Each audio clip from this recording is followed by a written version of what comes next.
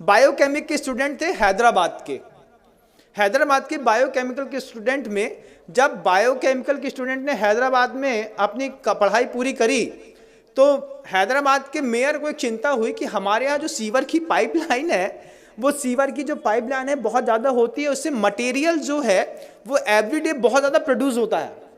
तो मटेरियल को डिसॉल्व करने के लिए उनके पास कोई स्पॉट या कोई चीज़ दिखाई नहीं दे रही थी। आप क्या सोचते हैं कोई क्या कर सकता है? जब ये क्वेश्चन मेयर के दिमाग में खड़ा हुआ कि जो मतलब मैन का बायो प्रोडक्ट है, जो भी मल वगैरह निष्कासित होता है, तो सीवर कनेक्टेड कर दिया, सबके यहाँ के सेप्टिक टैंक हैदराबाद में अलग कर दिए। अब कनेक्टिविटी बना करके सीवर की पाइपलाइन से पूरे हैदराबाद का जो मल है वो एक जगह पर स्टोर होता था। तो उसको ख़त्म करने के लिए क्या दिमाग कोई चलाएगा? तो बायोकेमिकल के स्टूडेंट ने उसमें लिक्विड क्लोरीन डाल करके उस पीले को वाइट कर दिया, और पीले को वाइट करने के बाद उसमें से उसकी स्मेल गायब कर दी। क्लोरीन NaCl, आपने अगर नमक का सूत्र सुना हो तो बंधुओं, मतलब सोडियम अलग होता है, क्लोराइड अलग होती है, NaCl2 ये उसका रासायनिक फॉर्म है। और जहाँ हम रहते थे पहले HGM, वहाँ पे Hukumchand jute mill and industries, और मतलब नमक से क्लोरीन बनाने का प्रोसेस वहीं पे होता था। लिक्विड क्लोरीन होती है, पाउडर फॉर्म में क्लोरीन होती है, गैस फॉर्म में क्लोरीन होती है, और सब अलग अलग चीज़ों में काम आती है। जो बांस के पेड़ होते हैं उसको साफ करने के लिए लिक्विड क्लोरीन काम आती है, जिससे आपका पेपर बनता है और जो बिल्कुल वाइट हो जाता है। तो वो बायोकेमिकल के जो स्टूडेंट हैं, वो बायोकेमिकल के स्टूडेंट ने पूरे के पूरे जो मल हैदराबाद के बाहर इकट्ठा होता था उसमें क्लोरीन को डाल करके मिक्सअप करके पीले से वाइट कर दिया। फिर जो वो पूरा एक पेस्ट के रूप में था उसको ड्रायर में डाल करके सुखा दिया, उसका पाउडर फार्मिंग कर दी। और सबसे बड़ी बात तो ये है कि कानपुर की गुटखा फैक्ट्रियों में बेच करके बड़ी बड़ी कंपनियों के गुटकों में पैक होकर के वो मल लोगों को पाउच में अंदर तक खिला दिया। ये ज्ञान के दुरुपयोग का युग है बंधुओं। आपको आश्चर्य होगा, लगता है ना कि हम जिस कंपनी का गुटखा खाते हैं ये तो बहुत फ्रेश है और बढ़िया है।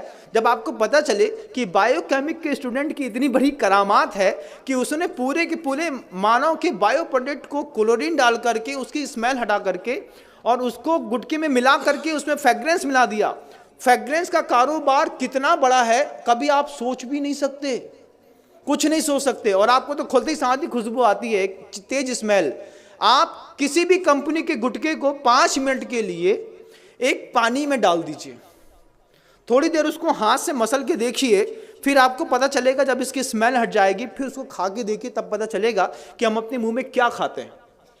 उसमें चूना और कांच दोनों मिलाया जाता है कि कांच से बारीक कांच का पाउडर रहता है जिससे आपकी जबान थोड़ी सी कटती है, और चूना उसके ऊपर लगता है तो आपको थोड़ी सरसराहट सी होती है। इसके चक्कर में आप बार बार माउथ फ्रेशनर के रूप में ऐसे पाउच के प्रोडक्ट खाते हैं। बायोकेमिक के स्टूडेंट ने पूरा का पूरा मानव मल उठा करके पाउचों में पैक करके कानपुर की गुटखा फैक्ट्री में जा करके एक बार ऑब्जर्वेशन तो करिए बंधुओं, तब समझ में आएगा ये गुटखा खाने वाले लोग सुबह सुबह मानव का मल खा करके अपनी जिंदगी की शुरुआत करते हैं। ये बायोकेमिक के स्टूडेंट का कमाल है। हड्डियों का ढेर मिलता है, दुनिया भर की चीजें मिलती हैं। स्मॉल स्केल इंडस्ट्रीज, 3 शब्द याद रखिएगा। क्या? स्मॉल स्केल इंडस्ट्रीज, ये 3 शब्द याद रखेंगे तब आपको पता चलेगा कि स्मॉल स्केल इंडस्ट्रीज के चक्कर में कैसे यूरिया से, साबुन से, शैम्पू से दूध बनाते हैं, कैसे सड़ी हुई चीज़ों से अच्छी पिज़्ज़ा बर्गर बनाते हैं और आपको खिलाते हैं।